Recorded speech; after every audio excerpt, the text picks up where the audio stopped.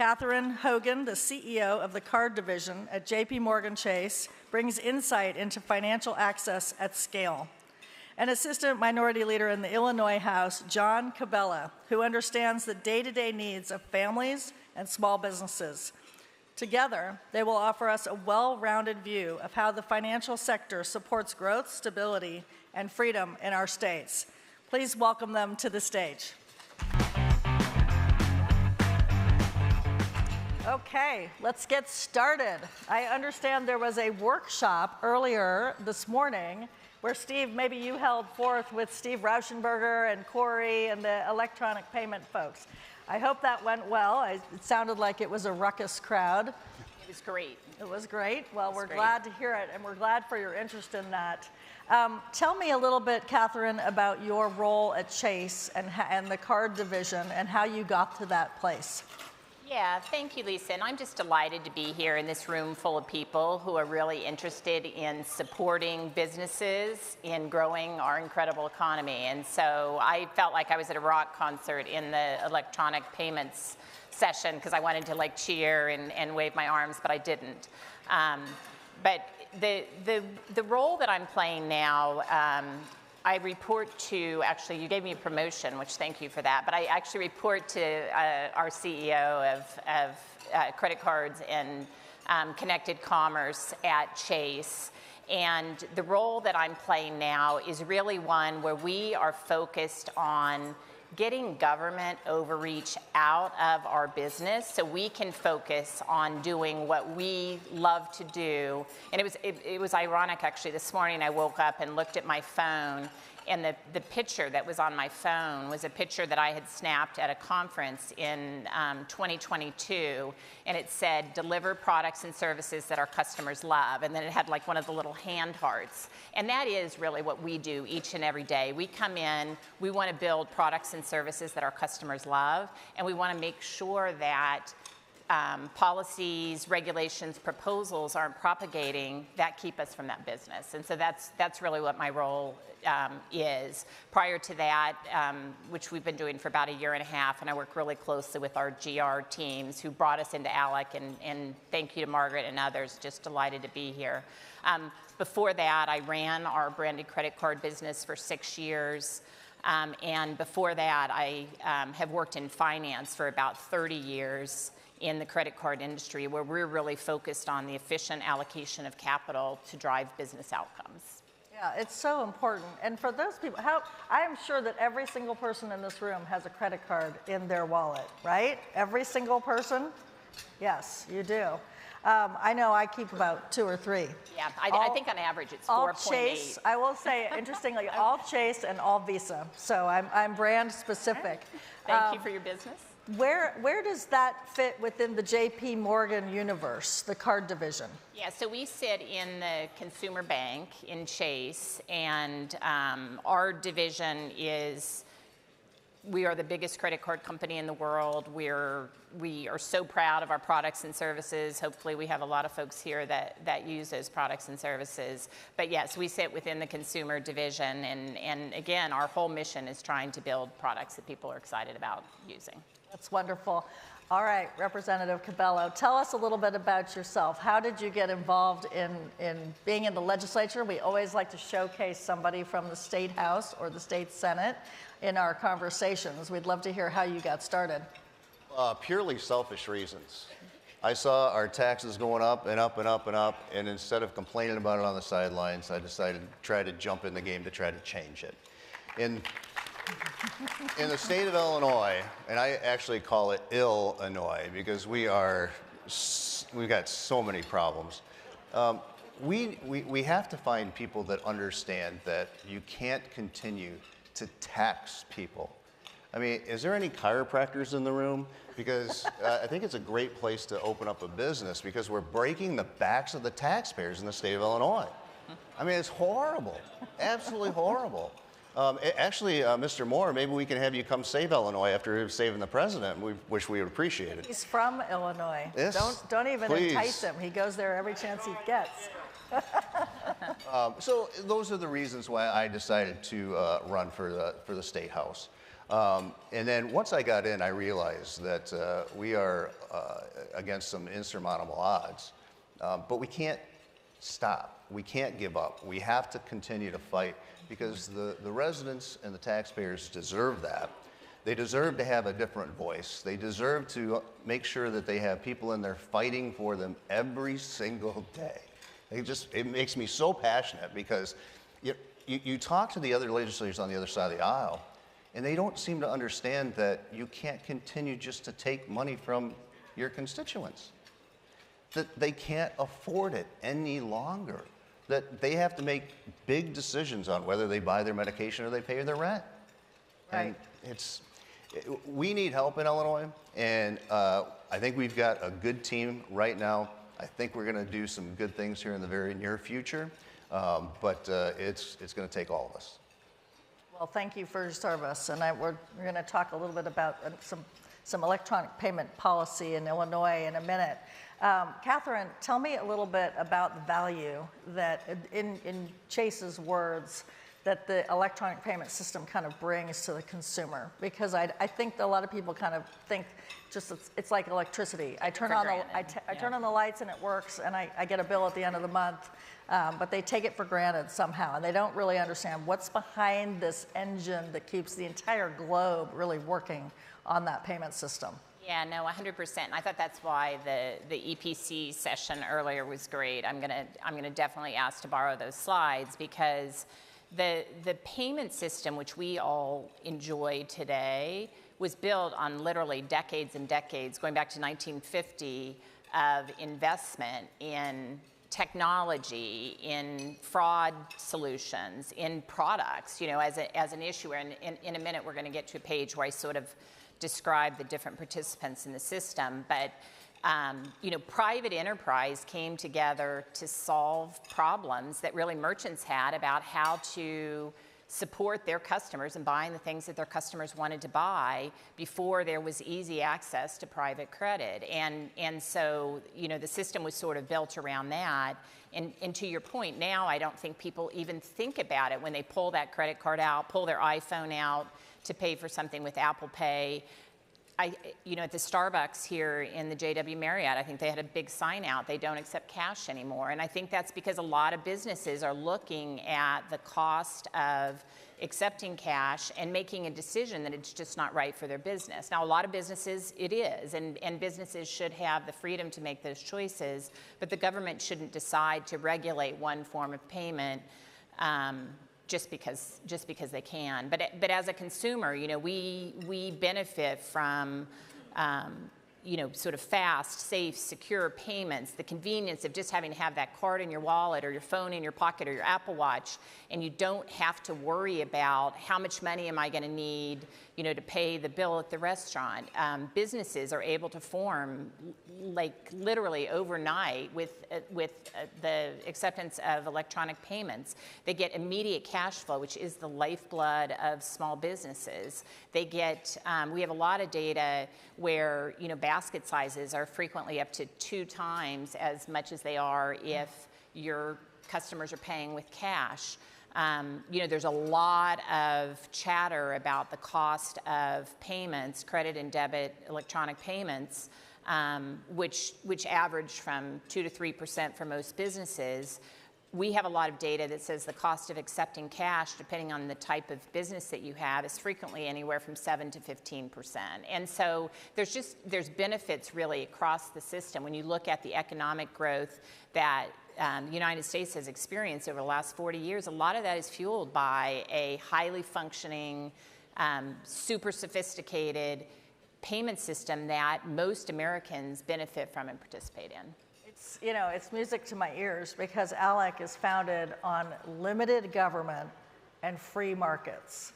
And when you think about those charts that Steve was showing about the industries where the prices have gone up as you've injected money in, and then the industries where the prices have gone down as you build an entrepreneurial response to a need, by a consumer need, it seems to me that this business has been the most free market business that I can think of in terms of just making it seamless and making it so easy for customers. And I remember when I was at Visa for the 10 years that I was there, that government overreach of trying to tell us how it's like the government telling us when to open and close a state, right? We don't like that. We don't want government to tell us how to run a business and how to set our prices. And that's what I had seen, when I was there, and that's what we're seeing, I guess, as a proliferation all across the country. In Illinois, there's a particular bill that has been, I think it was signed into law, and we're looking at that thinking, we've got to make that stop. We've got to stop that dead in its tracks. Don't let California get a hold of that one. But can you tell us a little bit about that bill and the challenges and maybe some of the politics behind it as you guys navigated that? Sure. If you don't mind, I'll start with the politics behind it, because if I remember correctly, and maybe Mr. Rauschenberger can remind me if I'm wrong, this bill actually didn't even go through a committee. This bill didn't get a hearing. This bill didn't go through the normal process of what every other normal bill does. It was put into a BIMP bill, Budget Implementation Bill, and there it was. You either voted yes or no. And if you know anything about the state of Illinois, the last waning hours of session, 2 hours usually before, they want it maybe 4 hours now sometimes, they'll drop the bills, the budget bills, all of the bills that go along with it. You have no way of knowing what's in the bill. It's the old Nancy Pelosi saying, you need to pass the bill to see what's in the bill. And it's a piss poor way to run government. It really is. I mean, I hate to be so direct, but I mean, there was no vetting of this in any way, shape, or form. I believe we're the only state right now that has it. Yes. But if you look at where Illinois is on top, none of the folks in this audience that's a legislator will ever follow where we are on top. Because if we're on top, it's bad. Yeah. It's bad. You rank #1 in the worst policy. We have a governor who's walking to be president, and he just doesn't understand the fact that he needs to focus on the problems that we have. He's auditioning to be as far left as he possibly can, so he's implementing these new laws and forcing them through in ways that we've never seen before. So it does a lot of bad things, and I think we've talked about a lot of that already. The other thing is that there was a bill, I believe somebody filed a lawsuit. Several of the organizations, banking organizations got together, filed a lawsuit, and the bill was actually stopped. The legislature passed a bill. It was supposed to actually be implemented July 1st of 2025. That bill passed, and it is now not going to be implemented until July 1st of 2026. 9 Republicans, including myself, voted against the extension. And the reason why we voted against the extension was we didn't want to give credibility to the actual bill that was passed in the first place, which never saw the light of day until it came through the budget process. So it's the way that Illinois operates, and the only reason, in my opinion, why Illinois wanted this is because it will bring in more sales tax. It will bring in more sales tax, and even our Speaker of the House says that he has a bunch of tax and spend Democrats, and they need to find revenue to make sure that they have the money to pass whatever they need and to spend as much as they want. You know, your example and the way that process worked in the Illinois chambers is reminiscent of the Dodd-Frank bill, because very similarly, and I know a few people here that I worked with on that, it was implemented and put on conference. So it passed in the Senate, added in conference, and then the Democrats just passed that bill out. So you actually regulated an industry that had never before, the credit card industry had never before been regulated. It's been left alone to innovate and to create this amazing connection. I'd love for you to go into, Catherine, how that system works. It's such a complicated. We have our Visa. Visa had the data center out in Reston, Virginia, and I remember it was the size of, I think, 8 Walmarts. and only about 28 people actually worked in the building because it was all electronics. And once you see this, you kind of take a step back and think, oh my gosh, this is every transaction in the world kind of crisscrossing through this system. But it is a very complicated system. Yeah, and I've got a page I think that we can put up, and I can talk through it at a high level. The EPC session earlier today, apologies for those of you that were in that, had a more sophisticated version of it. But before we leave, Phil, remind me, how many states this year were Illinois-like, or Illinois? 24 plus DC. So, you know, sort of, if we have an ask for you, it's look out for these things. There are Durban, I don't know, apostles out talking to people about these bills. They're telling people that they're going to benefit small businesses in their states, and it's just not true. They're not implementable. They're chaotic. They won't really save small businesses money. And so just be on the alert. If you're hearing about these things, you know, look into it, ask questions, because when we have an opportunity to go in and talk to folks, they will say this doesn't make any sense, and it doesn't, but like it does get sometimes billed as a way to help small businesses in your state, and it's not accurate. Okay, so I can't see this. It's right down in front of you, right there. If you can see it, right there. All right. I'll do it from the top of my head. So basically what we tried to do here, because this is a complicated system, it does have a lot of players. I think it gets sometimes boiled down in talking points as, you know, Visa and MasterCard have this duopoly. It's not true. The payments system is extraordinarily complicated. There are thousands of participants. Issuing banks, we compete against each other each and every day for customers and clients. Earlier today, I think they were asking, you know, how many solicitations you get from credit cards. You know, that's evidence that we're competing. The networks compete very fiercely. Visa, MasterCard, American Express, Discover on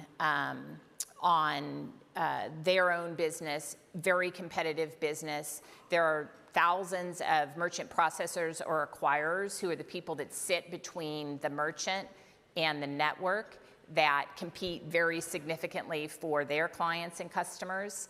And the transaction sort of kind of flows across the four different parties. And if you think about, like, when you go in, you know, Lisa, if you came in this morning to buy your coffee at Starbucks and you had to use your credit card because they don't take cash, you know, you put the credit card, tap it on the machine, in literally milliseconds, that information will flow through to the processor. The processor will say, you know, we know Lisa's there, she's got the card in her hand, she just tried to buy a cup of coffee. The processor sends the information to Visa, Visa sends the information to us.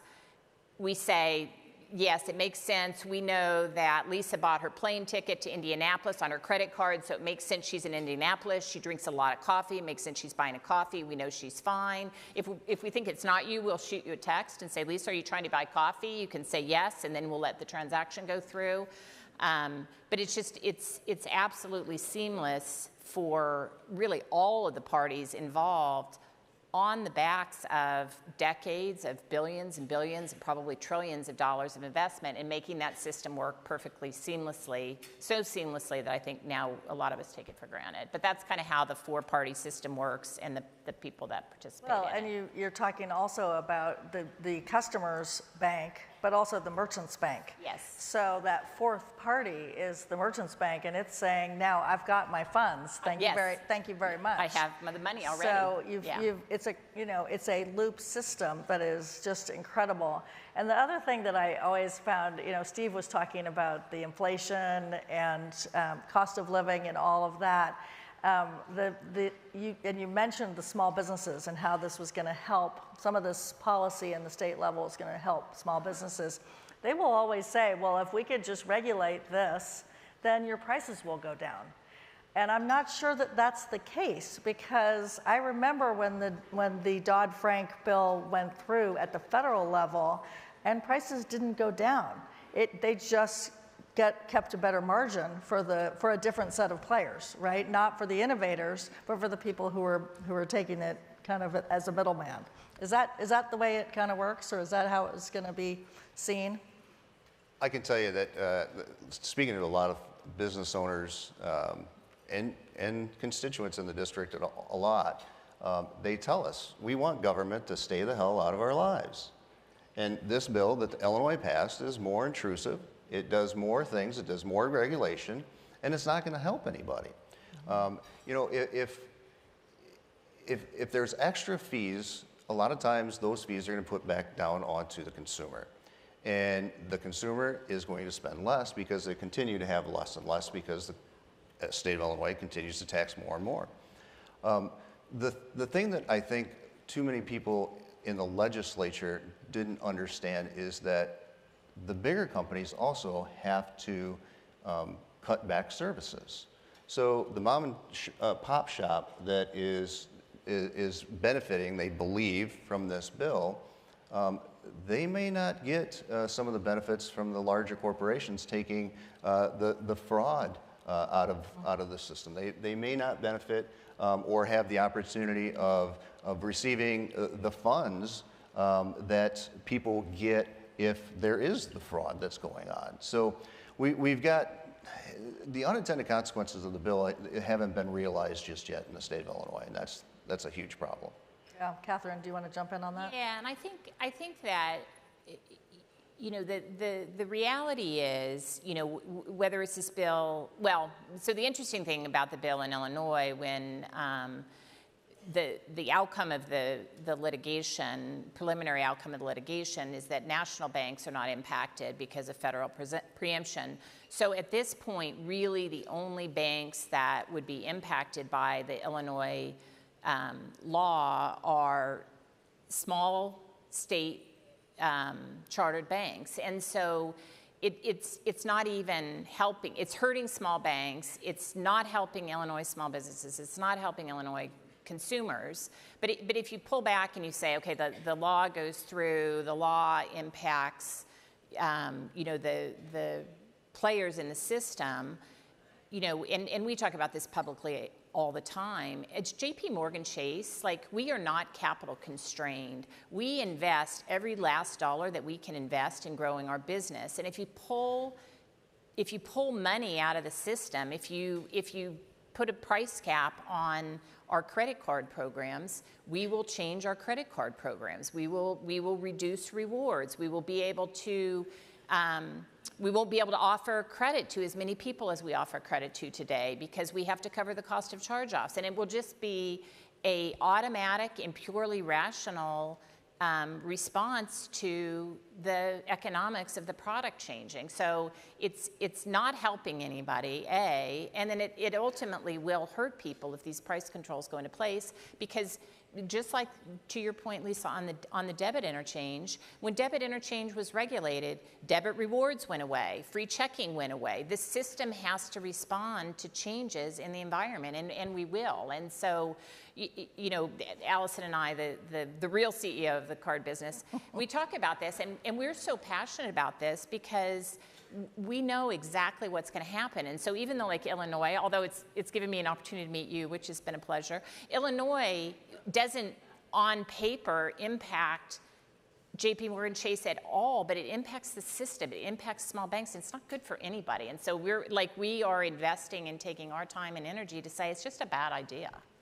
Yeah. You talk about the rewards and the points, and you know, I do love my rewards. Everyone and my loves points. their rewards. Our customers love our products. But you know what? I'll tell you what I love the most is my end of year statement that categorizes all my spending and what I did and kind of how much travel was there, and you know, did I buy it on restaurant? Did I spend my money on restaurants or on being athletic and, you know, getting out there and exercising or whatever? But I love that end of year statement that you guys do. So tell me, just in the last minute that we've got, what do we see in the future? Are we going to keep seeing whack-a-mole in the states to try to kind of get at this in Illinois bills, and what can we do to help you? Yeah, I think we absolutely are in a game of whack-a-mole. I don't think it's going anywhere. I think this has been a battle for the ages. There's litigation that's active, that's been out there for decades. Because the reality is, I think, that merchants and understand why they take this position, but merchants think that they're going to get all of the benefits that they get from the system today at a lower price, and that these bills are a way for them to exert more pricing leverage on the system, whether that's the networks, the processors, or the issuers. And so they're going to keep fighting, and so we are going to need to keep fighting as well. And at the state level, is Illinois an early warning system? It is. And again, if you see Illinois passing something, I would do the exact opposite. I hate to say that. That's a perfect message. I hate to say that. I love our state, but the politics and the bills that we pass are just horrible. Well, on that note, we will not do what Illinois does. If you see any of this conversation or discussions taking place in your chambers, in your conferences, just beware. Beware of what's coming for you, and beware of government intervention. So thank you so much, Catherine. Thank you so much, Rep. Cabello. Awesome.